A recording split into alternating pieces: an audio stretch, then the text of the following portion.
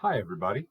I thought I'd talk you through this film watching guide sheet here, talking about some ideas on what to watch for in films. Now, there are all kinds of things that you could focus in on, and different classes and different disciplines will do this differently.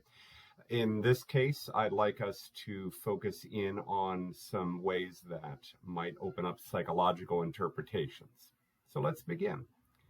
Films can actually be a little bit like dreams in terms of ways to watch and work with their content. So here are some ideas how you might approach films in that way. First, get clear on who the main characters are, including their names.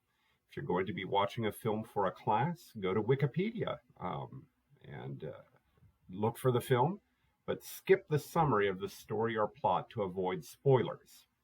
For instance, having the names Chihiro, Sen, Haku, Yubaba, Zaniba, Kamaji, and Lin will actually watch Hayao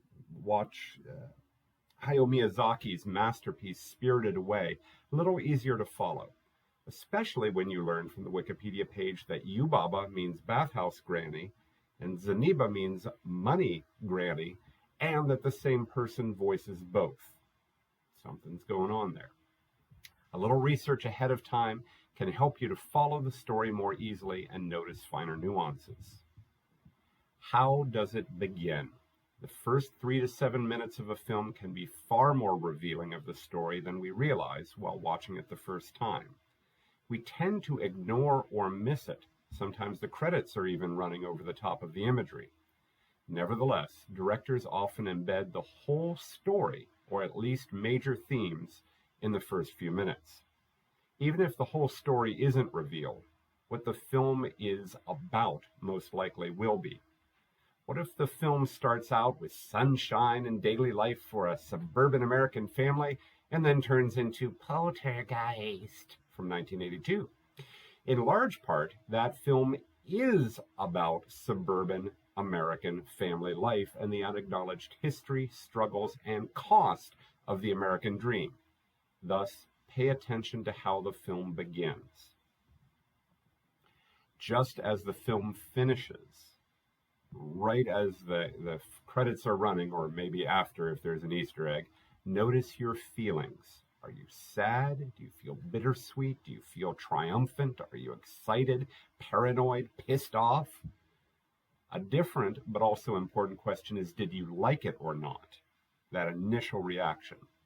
However, in 15 minutes, 2 hours, the next day or week, you might discover you have very different feelings and appraisals of the film. There are films I deeply respect for their artistry and the power of their message, but I didn't and still don't enjoy them, in large part because of how painful that message was and what a fine job the film did in conveying that tone. La Strada from '54 by Fellini is one such film for me.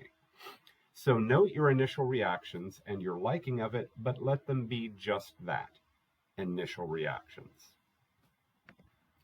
Did the film try to tell you what its moral is? Could be a phrase that was repeated throughout the film. For instance, Forrest Gump informs us that life is like a box of chocolates. You never know what you'll get. Unless, of course, you look at the side of the damn box. Do you think the moral is sincere? That is, it really was the message of the film on some level? Alternately, was the moral ironic? That is, the moral was true, but in a very different way than perhaps what was meant by the speaker. For instance, family is all that matters, when the character has just killed a member of their family. Is family what really matters to that character, or is it their own survival and claiming of power? If the film didn't tell you its moral, or even if it did, what do you think the moral of the film is? That is, what are some of the messages of the film? As an aside, if Forrest Gump is just a story about a guy who may be intellectually disabled but has a really good heart, it's an okay film. But when you realize that the film is simultaneously telling the story of post-World War II America, and that Forrest, in a way, is America, suddenly the film becomes something greater. This could also relate to a theme for the film. For instance, life keeps giving us chances to change. Each time we turn down that opportunity, it gets a little harder. It isn't really a moral. The moral there would be always be ready to change and grow. But themes are patterns that show up throughout the film. They could be repeated visual images that tie into the story. They could be situations that keep arising. Some movies change before our eyes when we realize the theme intended by the filmmakers. For instance, Colossal from 2017 isn't all that good of a giant monster movie, but it is a rather perceptive film about the waves of disaster that emanate from addiction. What about symbolism? Is there a visual cue that appears throughout the film? Are there powerful moments where the camera lingers on something the director wants you to notice?